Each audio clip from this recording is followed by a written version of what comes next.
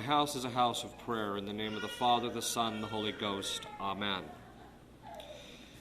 In the last homily, we discussed various aspects of the virtue of modesty, and we now want to begin to fill that out to give us a deeper understanding of this virtue.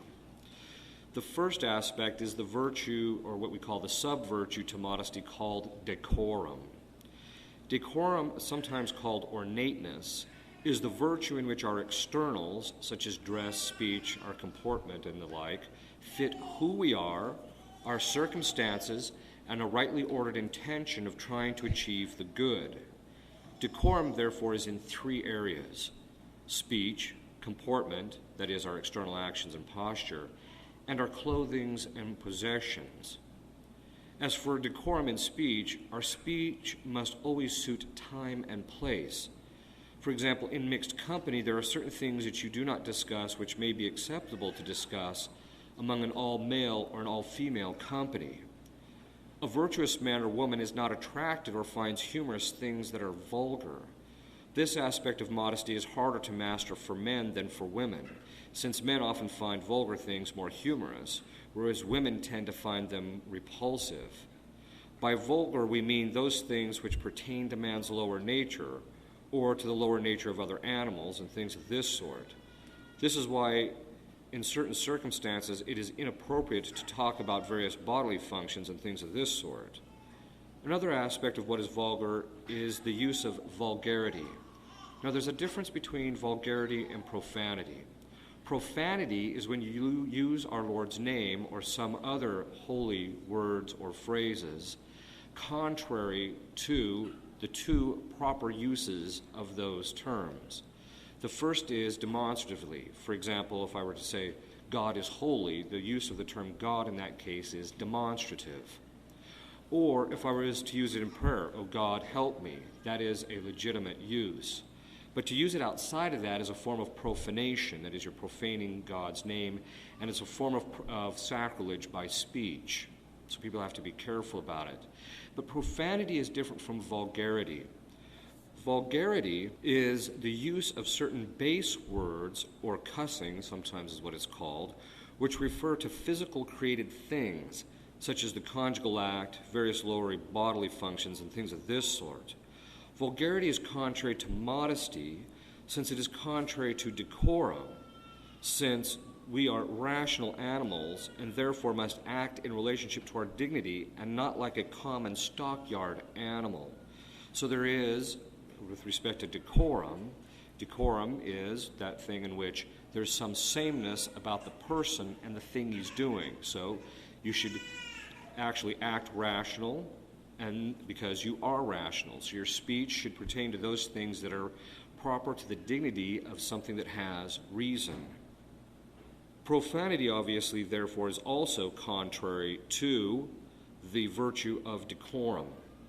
This also includes what philologists call alternates, and is sometimes called derivatives, including phrases which include the words such as gosh, which means God. If you look it up in the dictionary, that's its meaning. Geez, which is a slang term for Jesus, as well as other vulgar terms which are derivatives. So people have to be very careful about the use of those terms. This also includes words which are proper references to God or holy things. That is, they're things that are proper to God alone.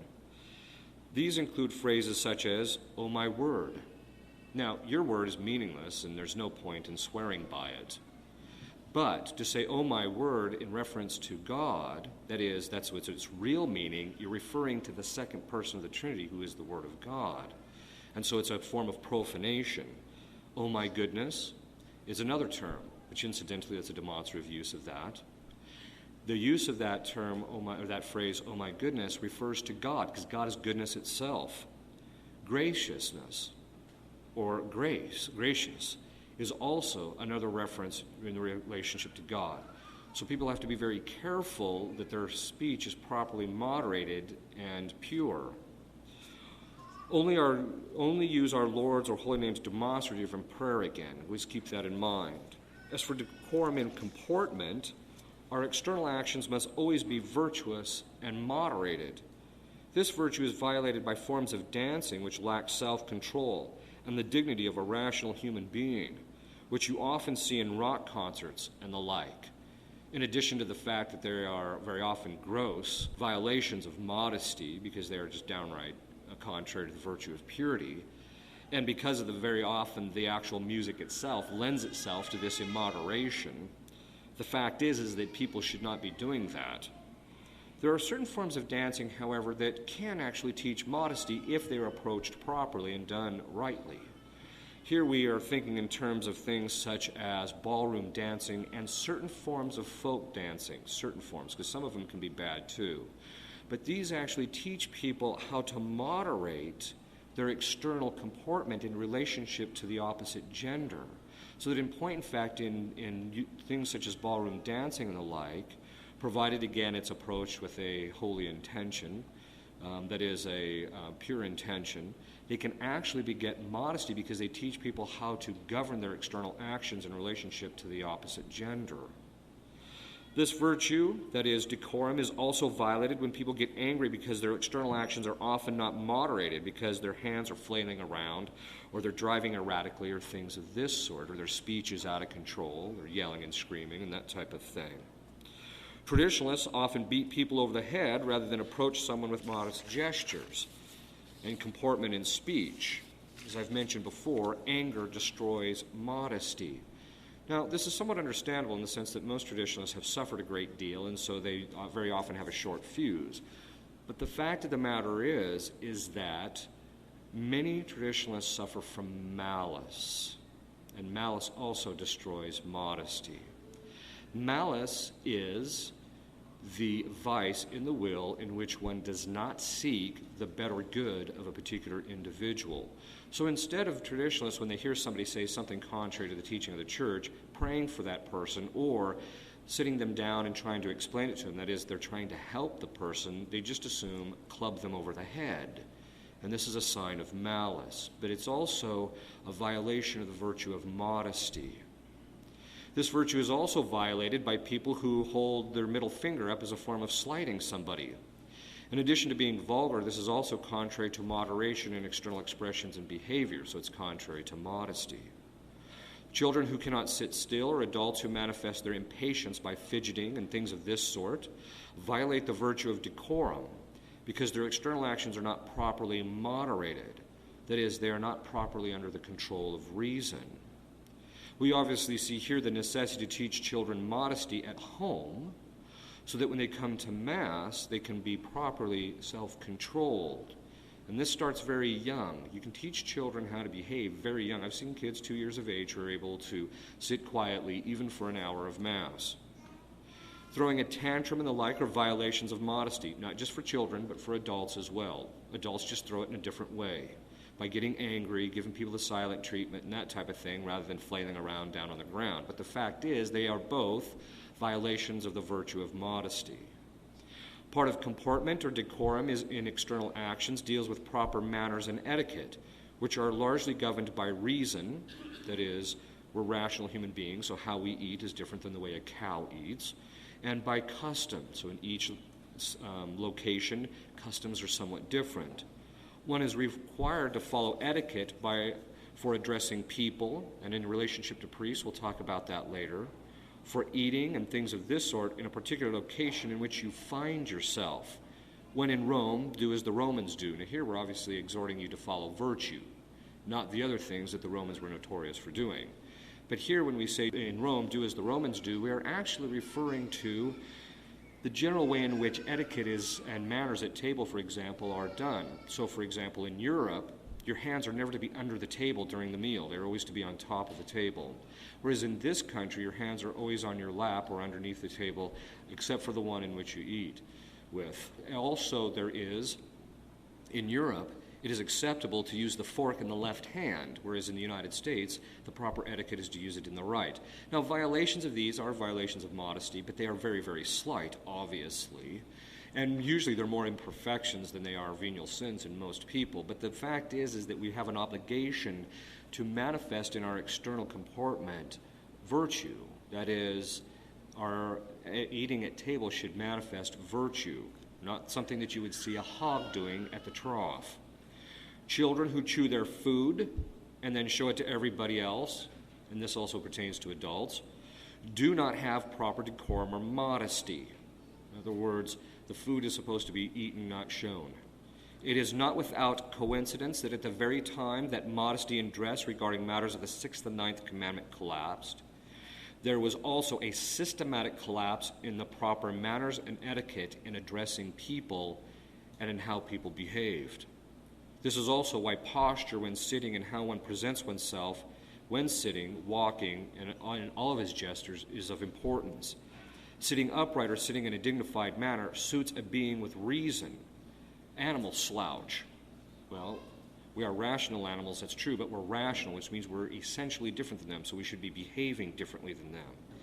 That is, in a manner that is proper to the dignity of having reason. And therefore, we should manifest rational control in our external comportment. Exaggerated gaits in walking are against modesty, both for men and women. Modesty is hallmarked by a certain naturalness in gestures. So as the person grows in the virtue of modesty, his actions become more natural rather than exaggerated. The virtue of decorum is often violated by people who are always cracking jokes, since the externals are not properly moderated. Here we do not mean to say that laughing at a good joke or even telling a good joke is sinful. Quite the contrary. It can actually be part of the virtue of modesty, whose sub-virtue is the virtue of eutrapelia, which we will talk about later. What we mean by this is that a person who is constantly joking is unmoderated in his externals, and the person who is constantly laughing is unmoderated in his externals. This is called the vice of hilarity, which is contrary to the virtue of temperance, because we get a certain pleasure out of laughing, so we have to have a certain moderation in our laughter. This also brings us to a rather difficult situation, or I should say issue. There is a certain movement in the church known as Charismatic Renewal, which has started promoting a thing called holy hilarity, in which the person flails down on the ground and starts laughing uncontrollably. This lacks temperance and modesty. It's contrary to the virtue of decorum. Why is that? Well, the fact of the matter is, they say that this is a gift of the Holy Ghost. This is completely contrary to the truth. The fact of the matter is that God always uses an instrument according to the nature of the instrument. We are reasonable instruments. We're rational instruments. That means that God always uses us according to the mode of reason.